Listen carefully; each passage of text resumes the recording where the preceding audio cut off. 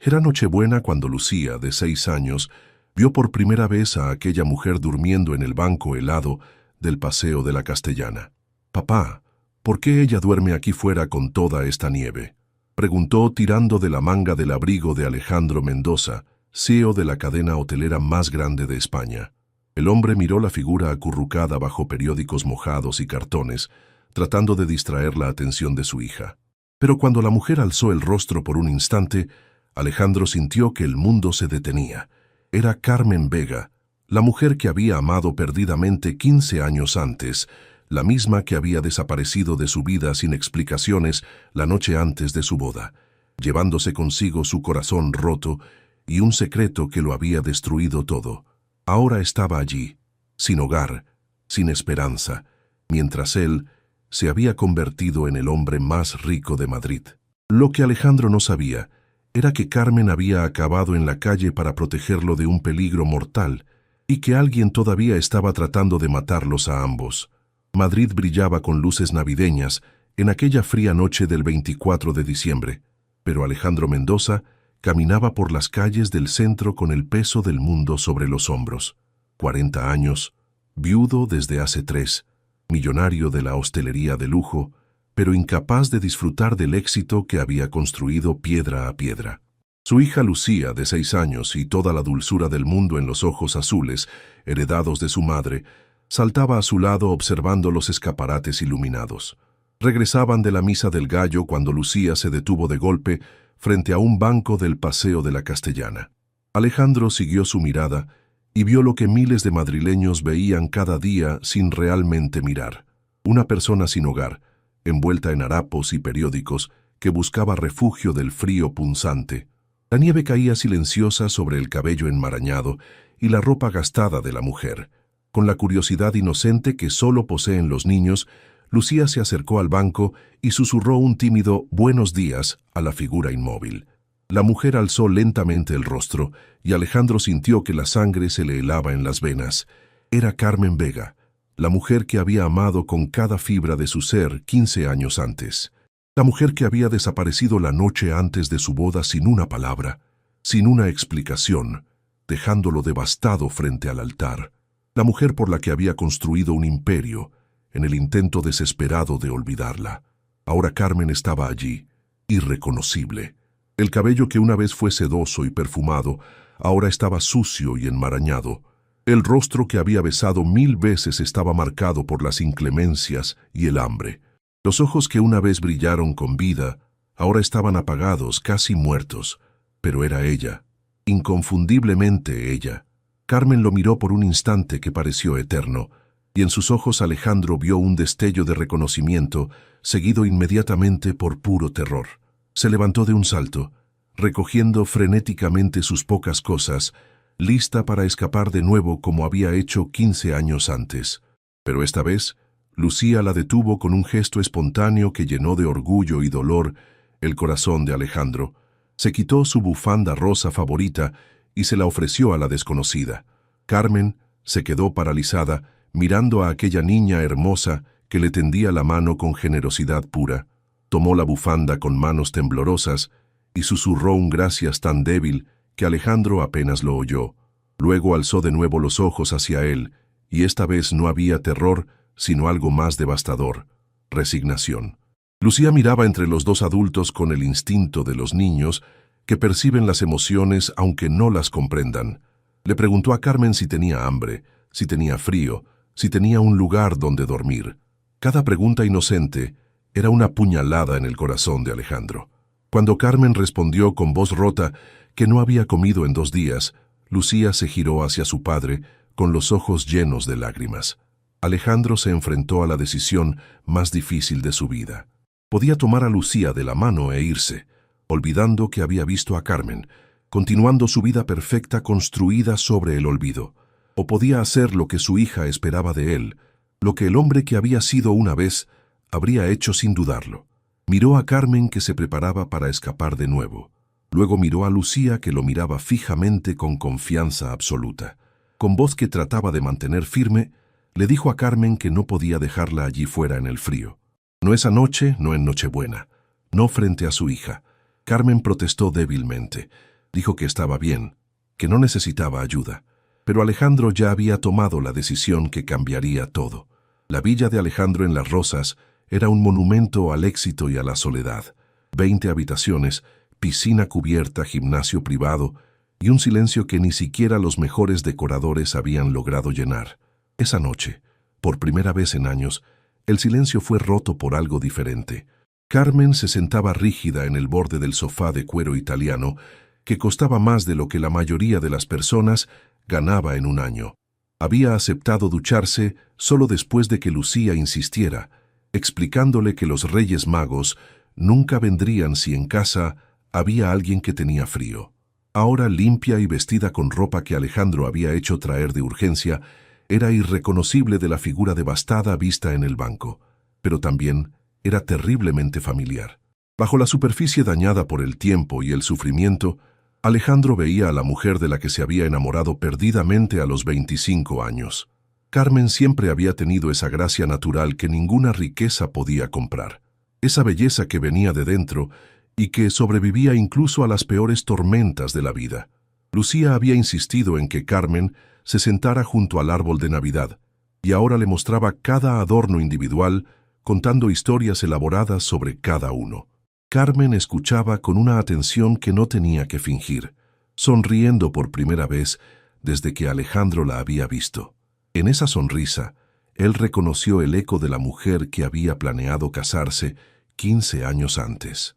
Cuando Lucía se fue a la cama, llevándose consigo la promesa de que Carmen estaría allí a la mañana siguiente, Alejandro y Carmen se quedaron solos por primera vez en 15 años. El silencio entre ellos estaba cargado de preguntas no hechas y respuestas no dadas, de arrepentimientos y dolor que el tiempo no había aliviado. Alejandro sirvió 2 copas de vino tinto y le ofreció una a Carmen. Ella la aceptó con manos aún temblorosas. Bebieron en silencio durante largos minutos, cada uno perdido en sus propios recuerdos, tratando de entender cómo habían llegado a ese momento imposible. Fue Carmen quien habló primero, con una voz tan baja que Alejandro tuvo que inclinarse para oírla. Le dijo que no debería haber venido, que estar allí ponía en peligro a él y a Lucía. Alejandro no entendió al principio, pensó que se refería al malestar emocional de la situación. Pero cuando Carmen alzó los ojos hacia él, vio un miedo tan profundo que le heló la sangre.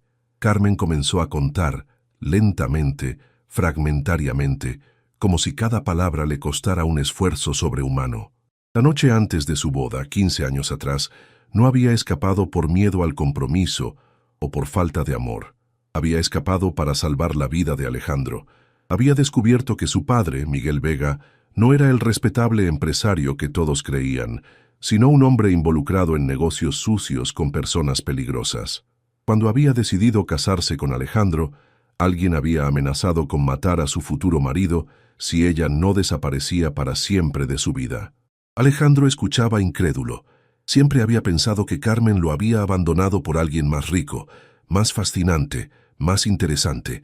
Nunca había imaginado que había huido para protegerlo. El descubrimiento de que todo lo que había creído sobre el final de su amor era falso, lo devastó más de lo que había hecho su desaparición original. Carmen continuó su relato con voz cada vez más quebrada. Después de desaparecer de Madrid, había pasado años escondiéndose, cambiando de identidad, viviendo en el miedo constante. Su padre había muerto en un accidente de coche sospechoso 2 años después de la boda perdida, pero sus acreedores la habían seguido buscando, convencidos de que ella sabía dónde estaba escondido el dinero que él había robado. En los últimos años, había logrado construirse una vida modesta pero digna en un pequeño pueblo del sur, trabajando como maestra de primaria bajo nombre falso. Pero 3 meses atrás, alguien la había encontrado. Su casa había sido destruida, sus pocas cosas quemadas, y ella había tenido que escapar de nuevo. Había regresado a Madrid porque era el único lugar que realmente conocía, esperando poder esconderse en la multitud de la gran ciudad. Pero vivir en la calle había consumido rápidamente sus fuerzas y esperanzas. La noche en que la encontraron, se había resignado a morir de frío en el banco donde conoció a Lucía. Alejandro escuchaba con una mezcla de horror y rabia creciente. Cuando Carmen terminó de contar, Él tomó una decisión que sabía sería irrevocable. Le dijo que ya no escaparía más, que no la dejaría enfrentar todo sola nunca más. Carmen sacudió la cabeza con violencia. Le explicó que su presencia en la vida de Alejandro pondría en peligro a él y a Lucía. Las personas que la buscaban no se detendrían ante nada, ni siquiera ante una niña inocente. Pero Alejandro ya había decidido. Tomó el teléfono y comenzó a hacer llamadas, movilizando su red de contactos, contratando a los mejores investigadores privados de España. Si alguien amenazaba a Carmen, se enfrentaría a él. Los días siguientes a la Navidad se transformaron en una sucesión de revelaciones que cambiaron completamente la vida en la Villa de las Rosas. Alejandro había movilizado un ejército de investigadores, abogados y especialistas en seguridad, todos determinados a resolver el misterio que había mantenido a Carmen en fuga durante 15 años. Lucía, mientras tanto, había aceptado la presencia de Carmen con la naturalidad típica de los niños. No hacía preguntas complicadas, no quería explicaciones detalladas. Para ella, Carmen era simplemente la señora que papá había salvado del frío y que contaba los cuentos más hermosos del mundo. Cada noche, Carmen acostaba a Lucía con historias que mezclaban princesas valientes y dragones vencidos por el amor. Los primeros hallazgos de los investigadores fueron alentadores. Miguel Vega, el padre de Carmen, había muerto efectivamente en un accidente de coche, pero las deudas que había dejado habían sido saldadas por su seguro de vida. Ya no había dinero escondido que encontrar, ningún crédito que recuperar. Parecía que Carmen había sido perseguida durante años por personas que buscaban algo que ni siquiera existía. Pero luego llegó el descubrimiento que lo cambió todo. El jefe de los investigadores, un excomisario de policía llamado Roberto Grimaldi, entregó a Alejandro un expediente que lo hizo palidecer. Las personas que buscaban a Carmen no eran los acreedores de su padre, eran los sicarios contratados por alguien mucho más cercano de lo que Alejandro había imaginado jamás. Víctor Mendoza, el hermano menor de Alejandro, era el hombre detrás de 15 años de terror en la vida de Carmen. Víctor, a quien Alejandro siempre había considerado un poco débil, pero fundamentalmente inofensivo, había orquestado todo: las amenazas originales, la fuga de Carmen, la persecución constante que la había reducido a la calle. El motivo era tan simple como devastador: celos. Víctor siempre había vivido a la sombra de su hermano mayor, siempre segundo en todo, siempre menos querido por los padres, siempre menos capaz en los negocios. Cuando había visto a Alejandro feliz con Carmen, cuando había entendido que el matrimonio habría hecho al hermano aún más poderoso y respetado, algo en él se había roto. Había pagado a personas para amenazar a Carmen, convenciéndola de que casarse con Alejandro lo pondría en peligro mortal. Luego, cuando ella desapareció y Alejandro sufrió tremendamente, Víctor había saboreado su venganza, pero no era suficiente. Quería que Carmen desapareciera para siempre.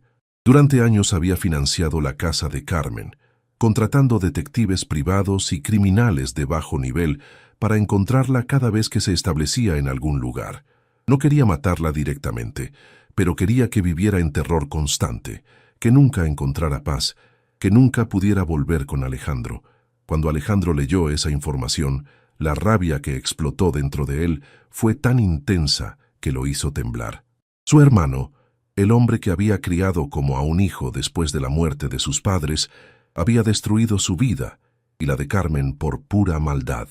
Alejandro convocó a Víctor a la villa esa misma noche. Cuando el hermano llegó, con su actitud sumisa y servil de siempre, Alejandro lo esperaba en el estudio con Carmen a su lado. Víctor palideció al verla, y en ese momento Alejandro entendió que todo lo que había leído era verdad. La confesión que siguió fue devastadora. Víctor, acorralado, se derrumbó completamente. Admitió todo: las amenazas, la persecución, los años de odio que lo habían consumido por dentro. ¿Te está gustando esta historia? Deja un like y suscríbete al canal. Ahora, continuamos con el vídeo. Lloraba mientras hablaba, pidiendo perdón, explicando que nunca había querido llegar tan lejos. Alejandro escuchaba con disgusto creciente. No era solo la maldad de Víctor lo que lo repugnaba, sino su cobardía. El hombre que había destruido 15 años de sus vidas Ahora lloraba como un niño, buscando compasión por el mal que había hecho deliberadamente. Carmen, en cambio, escuchaba en silencio. Cuando Víctor terminó de confesar, ella lo miró con ojos que no mostraban odio, sino algo más terrible: indiferencia. Ese hombre había robado 15 años de su vida, pero ahora que sabía la verdad, se daba cuenta de que odiarlo habría sido darle aún más poder. Alejandro llamó inmediatamente a la policía. Víctor fue arrestado esa misma noche, con cargos de acoso agravado, amenazas y una serie de otros crímenes. Mientras se lo llevaban, gritaba que todo era culpa de Alejandro, pero Alejandro ya ni siquiera lo escuchaba. Solo tenía ojos para Carmen, que finalmente, después de 15 años, podía dejar de correr. El enemigo invisible que la había aterrorizado durante tanto tiempo tenía un rostro, un nombre, y ahora estaba tras las rejas. Esa noche, mientras Lucía dormía tranquila en su habitación, Alejandro y Carmen se encontraron de nuevo sentados frente a la chimenea, pero esta vez el silencio entre ellos era diferente. Ya no estaba cargado de secretos y miedos, sino de posibilidades. Las semanas que siguieron fueron un delicado proceso de sanación. Carmen, liberada del miedo, comenzó a recuperar la vida robada. Alejandro descubrió lo difícil que era reconstruir la intimidad con quien había amado más que a nada. Lucía fue el catalizador de este renacimiento. Con inocencia infantil, trataba a Carmen como si siempre hubiera sido familia. Carmen descubrió un instinto maternal profundo que la sorprendió y emocionó. A veces Carmen despertaba presa del pánico nocturno, convencida de que alguien la seguía buscando. Alejandro la encontraba sentada en la cocina de madrugada, vigilando la puerta. Carmen sugirió necesitar ayuda profesional, y Alejandro encontró la mejor especialista en trauma de Madrid. Un día Lucía le dijo a Alejandro que pensaba que él amaba a Carmen, porque sus ojos brillaban al mirarla. Alejandro se dio cuenta de que su hija había visto lo que él trataba de ignorar. Esa noche, en el jardín, Alejandro finalmente encontró valor para confesarlo. Le dijo que nunca había dejado de amarla, que se había casado con Carla tratando de olvidarla, pero pensaba en ella cada día. Le dijo que ver a Lucía con ella le mostró lo vacía que estaba su vida sin Carmen. Carmen lloró al escucharlo. Le contó de 15 años de soledad devastadora, pero también de amor constante por él. Había mantenido viva la esperanza de volver a verlo. Alejandro tomó sus manos marcadas por las privaciones y las besó tiernamente. Le dijo que tenían todo el tiempo del mundo para redescubrirse y sanar juntos. Esa noche, por primera vez en 15 años, ambos durmieron en paz. La primavera llegó con una dulzura particular ese año a la Villa de las Rozas. Carmen había comenzado a trabajar como consultora para los proyectos educativos de la Fundación de Alejandro, aprovechando su experiencia como maestra para crear programas para niños desfavorecidos. Lucía estaba floreciendo bajo la influencia de Carmen. La niña, que siempre había estado un poco cerrada y melancólica después de la muerte de su madre, ahora reía a menudo y había desarrollado una confianza en sí misma que Alejandro nunca le había visto antes. Pero el cambio más profundo estaba en el propio Alejandro, el hombre que durante años había gestionado su imperio hotelero con eficiencia glacial, que había mantenido a todos a distancia emocional. Estaba aprendiendo de nuevo lo que significaba vivir en lugar de simplemente existir. Una tarde de mayo, mientras observaban a Lucía jugar en el jardín, Carmen le hizo a Alejandro una confesión inesperada. Le dijo que en los años de fuga había imaginado a menudo cómo habría sido su vida juntos, y una de las cosas que más deseaba era tener hijos con él. Ahora, viendo cuánto lo amaba Lucía, se daba cuenta de cuánto la había lastimado esa falta. Alejandro la miró durante mucho tiempo antes de responder. Él también siempre había querido más hijos, pero después de la muerte de Carla, había dejado de lado ese sueño, concentrándose solo en Lucía. Ahora, a los 40 años, se preguntaba si era demasiado tarde para empezar de nuevo. La respuesta llegó de manera inesperada unas semanas después. Carmen se desmayó durante una reunión de trabajo y cuando la llevaron al hospital, descubrieron que estaba embarazada. La noticia los pilló a ambos completamente desprevenidos. Aún no estaban viviendo juntos oficialmente, todavía estaban reconstruyendo su relación paso a paso. Alejandro se quedó sentado en silencio en la sala de espera del hospital durante horas, procesando la noticia. Un bebé. Después de 15 años de separación, después de todo el dolor y el sufrimiento, finalmente tendrían el niño que habían soñado cuando eran jóvenes. Cuando finalmente pudo entrar a verla, Carmen estaba sentada en la cama del hospital con una expresión que no podía descifrar. Durante largos minutos se miraron en silencio, ambos conscientes de que lo que dijeran en los próximos minutos determinaría el resto de sus vidas. Fue Carmen quien habló primero. Le dijo que estaba asustada, que no se sentía preparada, que tenía miedo de no ser una buena madre después de todo lo que había pasado. Pero también le dijo que quería ese bebé más que cualquier otra cosa en el mundo. Alejandro se sentó en el borde de la cama y la abrazó. Le dijo que él también estaba asustado, pero que estaban asustados juntos, y eso marcaba toda la diferencia. Le prometió que nunca más la dejaría enfrentar nada sola. Cuando regresaron a casa, Lucía los esperaba con un dibujo que había hecho en el colegio. Una casa con 4 personas sonrientes delante, papá, Carmen, ella misma, y una figura más pequeña que había etiquetado como el hermanito que va a llegar. Alejandro y Carmen se miraron asombrados.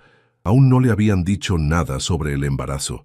Lucía explicó con la naturalidad típica de los niños que había entendido que Carmen esperaba un bebé porque tenía la misma sonrisa secreta que tenía la mamá de Julia cuando esperaba a su hermanita. La intuición infantil los emocionó y los tranquilizó al mismo tiempo. Los meses siguientes fueron un período de preparación febril y gozosa. Alejandro transformó una de las habitaciones de la villa en nursery, involucrando a Lucía en la elección de los colores y muebles. Carmen, seguida por los mejores médicos de Madrid, vivía el embarazo con una serenidad que no esperaba. La noche antes del parto, Alejandro y Carmen se casaron con una ceremonia íntima en el jardín de la villa, con Lucía como dama de honor y solo unos pocos amigos íntimos como testigos. No fue la boda fastuosa que habían planeado 15 años antes, pero fue perfecta en su simplicidad. Su hijo, Miguel Alejandro, nació al amanecer de un día de septiembre, fuerte y sano. Cuando Alejandro lo tuvo en brazos por primera vez, pensó en todos los años perdidos, en todo el dolor que habían tenido que atravesar para llegar a ese momento. Pero mirando a Carmen, que sonreía exhausta pero feliz, y a Lucía, que observaba al hermanito con adoración, entendió que tal vez todo lo que habían sufrido había servido para apreciar aún más la alegría de ser finalmente una familia verdadera. 5 años después de aquella nevada Nochebuena, Alejandro se encontraba de nuevo en el paseo de la Castellana, pero esta vez no estaba solo. Carmen caminaba a su lado, llevando de la mano a Miguel de 4 años, mientras Lucía, ahora de 11 años, corría adelante revisando los escaparates navideños con el entusiasmo típico de su edad. Se detuvieron frente al mismo banco donde todo había comenzado, ahora ocupado por un señor mayor que leía el periódico. Alejandro sonrió recordando lo diferente que era su vida ahora comparada con aquella noche de 5 años atrás. Carmen siguió su mirada y entendió en qué estaba pensando. La Fundación Carmen, creada por Alejandro después del matrimonio, se había convertido en una de las organizaciones benéficas más importantes de España para la asistencia a personas sin hogar. Con centros de acogida en 10 ciudades, programas de reinserción laboral y atención especial a mujeres que huían de situaciones de peligro, ya había ayudado a miles de personas a reconstruir sus vidas. Carmen dirigía personalmente muchos de los proyectos, aprovechando su experiencia de vida para entender verdaderamente las necesidades de quienes lo habían perdido todo. Su enfoque no era paternalista, sino profundamente humano. Sabía lo que significaba ser invisible a los ojos de la sociedad, lo que era pasar hambre y frío. Miguel corría entre sus padres con la energía inagotable de los niños de 4 años, farfullando una historia complicada sobre Spider-Man y los malos que su padre vencería. Alejandro lo miraba y veía en él una síntesis perfecta de él mismo y Carmen. Tenía los ojos azules de la madre, pero el carácter decidido del padre. Lucía había crecido convirtiéndose en una preadolescente responsable y compasiva, profundamente consciente de lo afortunada que era, pero también comprometida a ayudar a quienes tenían menos que ella. Trabajaba como voluntaria en los centros de la fundación los fines de semana, y ya había anunciado que de mayor quería ser trabajadora social para ayudar a las familias en dificultades. Esa noche, durante la cena de Navidad en la Villa de las Rosas, Alejandro se levantó para hacer un brindis.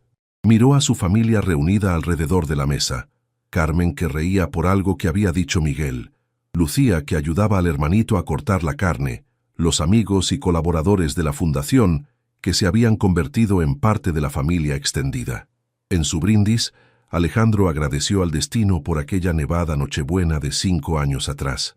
Agradeció a Lucía por haber tenido el corazón lo suficientemente grande para ver el sufrimiento de una desconocida. Agradeció a Carmen por haber encontrado el valor de quedarse en lugar de escapar de nuevo. Carmen se levantó para responder al brindis. Con voz emocionada, contó cuánto había cambiado su vida en esos años, no solo porque había recuperado el amor y construido una familia, sino porque había descubierto que el dolor vivido podía transformarse en instrumento para aliviar el dolor de otros. Dijo que cada persona que ayudaba a través de la fundación le recordaba a la mujer desesperada que había sido en el banco del Paseo de la Castellana, y cada vez que veía a alguien reconstruir su vida, sentía que también su sufrimiento había tenido sentido. Después de cenar, mientras los niños jugaban cerca del árbol de Navidad y los invitados charlaban frente a la chimenea, Alejandro y Carmen salieron a la terraza a mirar las estrellas. El silencio entre ellos ya no estaba cargado de secretos y miedos, sino de una paz profunda que habían aprendido a reconocer y proteger.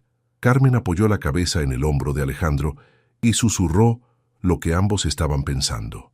Habían llegado donde debían estar, no de la manera que habían imaginado de jóvenes, no sin sufrimiento y pérdidas, pero habían llegado.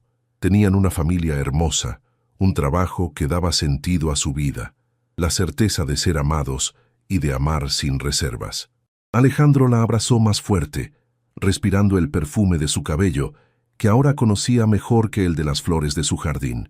Le dijo que si tuviera que revivir todo de nuevo, incluyendo los 15 años de separación, lo haría con tal de que terminara así, con ella entre sus brazos y sus hijos riendo en la habitación de al lado. Esa noche, en su cama matrimonial, mientras Carmen dormía serenamente a su lado, Alejandro pensó en todos aquellos que en ese momento dormían en el frío por las calles de Madrid.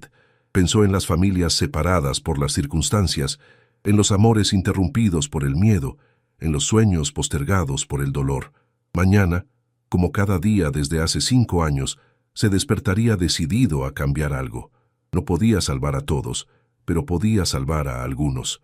No podía recuperar el tiempo perdido, pero podía hacer que otros no perdieran el suyo. La historia que había comenzado con una niña preguntando, «Papá, ¿por qué ella duerme aquí?», se había convertido en la historia de miles de personas que ahora tenían un techo, una esperanza, una segunda oportunidad. Se había convertido en la prueba de que el amor verdadero no tiene fecha de caducidad, que las familias pueden renacer incluso después de haber sido destruidas, y que a veces los milagros más grandes comienzan con los gestos más simples. Carmen se movió en sueños murmurando el nombre de Alejandro, y él sonrió en la oscuridad. Estaban en casa, finalmente, y para siempre en casa, y nada ni nadie podría jamás separarlos de nuevo. La nieve siguió cayendo suavemente sobre Madrid, cubriendo con su manto blanco los bancos donde otras historias estaban a punto de comenzar. Pero en una villa de las Rosas, una familia dormía serena, protegida no solo por las paredes de casa, sino por el amor que habían aprendido a construir día a día, elección tras elección, perdón tras perdón. Dale me gusta si crees que el amor verdadero puede superar cualquier obstáculo. Comenta cuál momento te llegó más al corazón. Comparte para inspirar a quien aún cree en finales felices después del dolor. Suscríbete para más historias de amor, familia y segundas oportunidades. A veces bastan 3 palabras de una niña para cambiar 3 vidas para siempre. A veces, quien creemos que salvamos en realidad nos está salvando a nosotros. Y a veces el amor más grande nace de las preguntas más inocentes de nuestros hijos.